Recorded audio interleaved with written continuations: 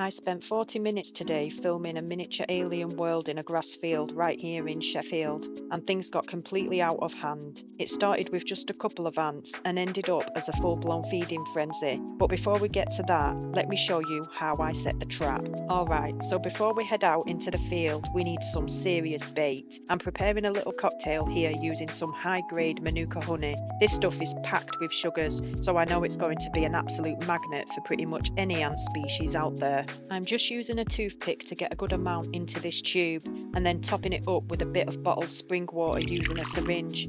Give it a proper shake to dilute it so it's not too sticky, and then I'm dropping a small piece of cotton ball right in there to soak up all that goodness.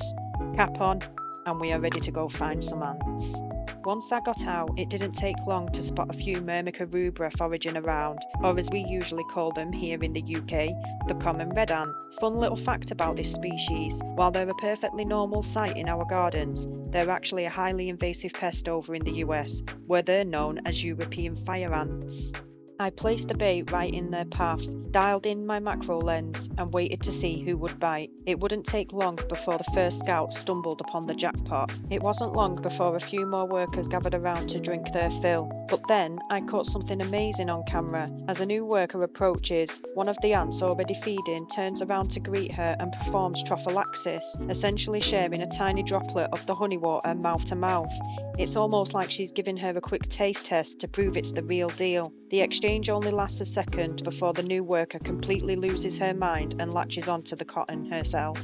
As the word spread, the cotton ball quickly turned into a bustling red zone. And while the crowd builds, here are a few fast facts about Myrmica rubra you might not know. First up, unlike many common garden ants that just bite, these guys actually possess a stinger. They inject venom containing formic acid, which is why they're known as fire ants in the US. They are highly polygynous. A single Myrmica rubra colony can have dozens of egg-laying queens living peacefully together, which allows their populations to explode incredibly fast. They aren't massive fans of building deep, intricate underground fortresses. Instead, they prefer nesting under stones, rotting logs, or even in loose leaf litter right at the surface. With so many of them gathering right in front of me, I started looking a bit closer at the crowd, and that's when I spotted a bit of a war veteran. This worker right here is sporting a clear battle scar. She's missing the top half of her right antenna. Let's call her lefty. Antennae are an ant's primary way of smelling, navigating and communicating, so living life with a missing limb is a massive disadvantage. But clearly it isn't stopping Lefty from getting her fair share of the honey. As more of them fill up, you can actually see their gasters stretching out and becoming almost translucent, revealing the golden honey water stored inside them. They are essentially acting like tiny living storage tanks to carry the food back home. If you look closely at their bodies, you can see the fine white hairs that cover them, while their antennae are constantly twitching, checking exactly who is next to them and tapping the air to map out their surroundings. It's a hyper-aware defensive line,